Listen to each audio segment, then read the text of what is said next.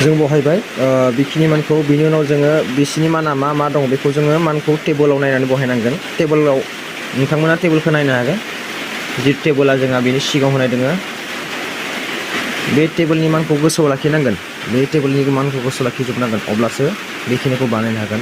जोंहा साइन जुदि 60 डिग्री जायो जोङो √3/2 आरो कस जुदि नैया जायो कस जुदि जोंहा 60 जायो 1/2 आरो जुदि 30 डिग्री जायो √3/2 बेखिनि मानखौ टेबोलखौ गोसोआव लानांगोन अब्लानो बेखौ बानायनो हागोन इजिलि।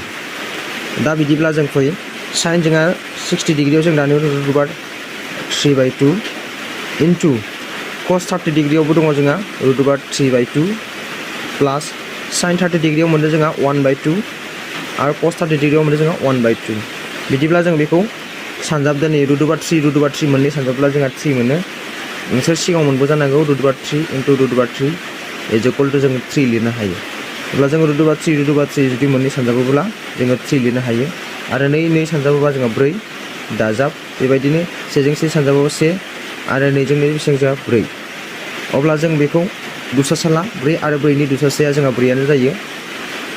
4 जों मा सानजाबा जोंहा 4 मोनो 1 होमबा 1 जों 3 जों सानजाबा 1 सानजाब 3 4 जों मा सानजाबा जोंहा 4 मोनो 1 सानजाब 1 होनो हागोन जों बेखिनि मानखौ।